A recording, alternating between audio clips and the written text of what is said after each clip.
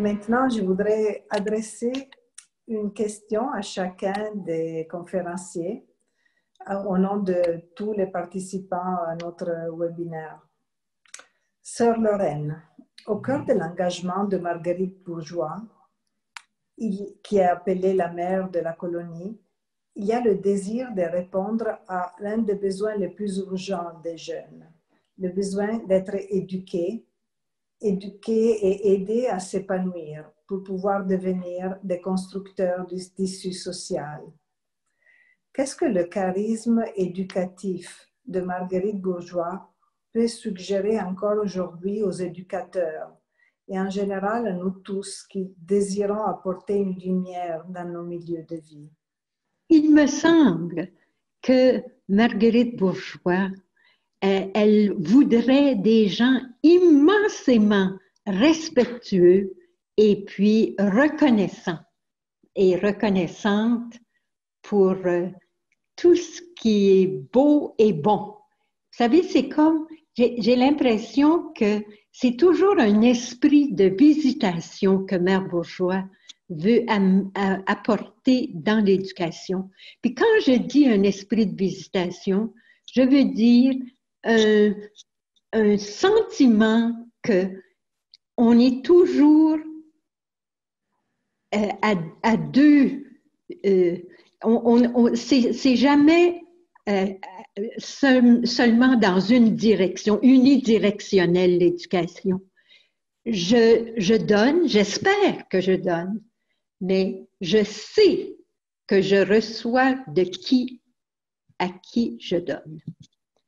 Il me semble que c'est la grande chose que je voudrais c'est-à-dire que j'espère que Marguerite Bourgeois voudrait retrouver.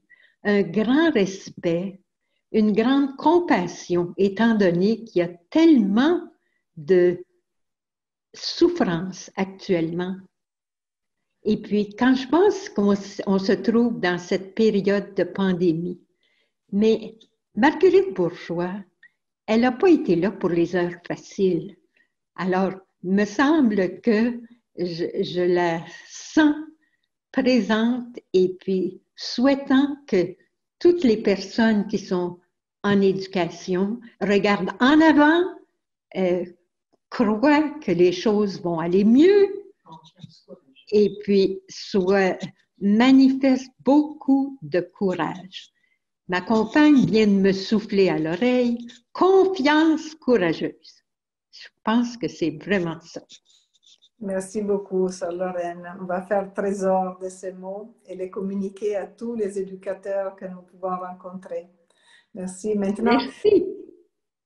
Sœur Nicole, je voudrais m'adresser à vous pour vous demander comment aujourd'hui suivre les pas de Marguerite Diouville, la mère à la charité universelle, dans cette société qui a tant de besoins. Donc peut-être le plus urgent est celui de découvrir un véritable amour pour la vie, un sens à la vie. Je pense que Marguerite Diouville ce soir nous dirait que la chose la plus importante dans une relation d'aide, c'est le regard qu'on porte sur une personne. C'est beau de donner un habit, la nourriture, d'aider, mais quel regard j'ai sur la personne? Un regard bienveillant qui ne réduit pas la personne à ses difficultés, à ses misères, mais qui est un regard qui inspire, qui dit à la personne qu'on a foi en elle, qu'on croit en elle, qu'elle possède un potentiel et que ce potentiel, même s'il est petit, il est important. Alors, c'est la relation bienveillante avec les personnes dont on a soin que Marguerite Diouville nous dirait de faire attention, d'avoir ce regard du cœur vers la personne pour appeler en elle ce qui peut grandir, ce qui ferait son bonheur et comme vous dites, qui lui permettrait de donner un sens à sa vie. Alors, la charité, c'est le don, mais c'est aussi orienté vers la confiance en soi pour grandir. Je pense que c'est le message qu'elle nous donnerait ce soir. Merci, merci beaucoup, Sœur Nicole. C'est tellement beau de vous entendre parler de ce regard qui change tout, même si ça semble quelque chose de très, très petit, mais tout est là. Merci. Je voudrais maintenant demander au Père Claude ceci. Donc, le portrait que vous avez tracé de Saint Frère André est celui d'un homme qui a vécu sa jeunesse dans des conditions difficiles, dues peut-être plus encore qu'à la pauvreté matérielle, à l'absence d'un père mort prématurément, au manque d'instruction, à l'éloignement de son pays et d'autres difficultés. En quel sens le parcours du frère André peut devenir une suggestion et un encouragement pour tous ceux qui se trouvent dans la détresse et qui ont l'impression que leurs limites personnelles, psychologiques sont insurmontables? Oui, dimanche dernier, l'évangile du dimanche, c'était l'évangile des talents.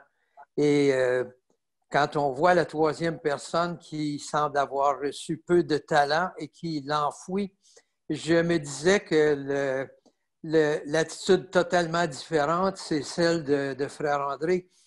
Si on regarde sur le plan humain, Frère André ne semble pas avoir reçu de grands talents. Il n'y a pas d'éducation, il n'y a pas de santé, il est pauvre.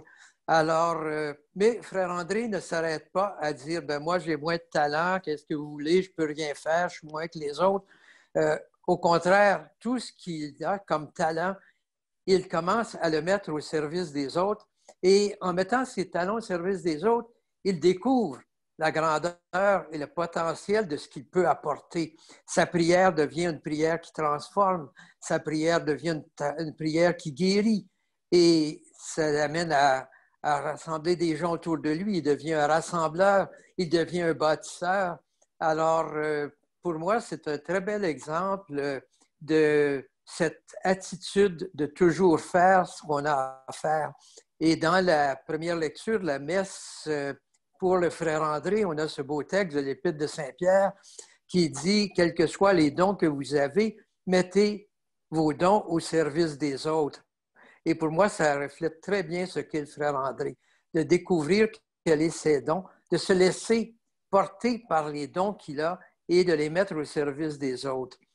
Et aujourd'hui, dans notre société, cet appel à ne pas se replier sur soi-même, mais constamment se demander qu'est-ce que moi je peux faire pour que notre société soit plus humaine, plus collaborative, c'est extrêmement important. Et à mon avis, le frère André est un merveilleux exemple de cette capacité de mettre tout ce qu'il a au service des autres et particulièrement pour des gens qui semblent avoir aux yeux des hommes peu à apporter. Il est important de se dire que ce peu-là, si je l'apporte, je peux faire une grande différence.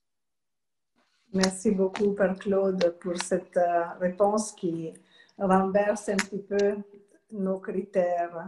Alors, nous tous pouvons faire le bien, nous pouvons mettre au service des autres les talents que nous avons. Merci.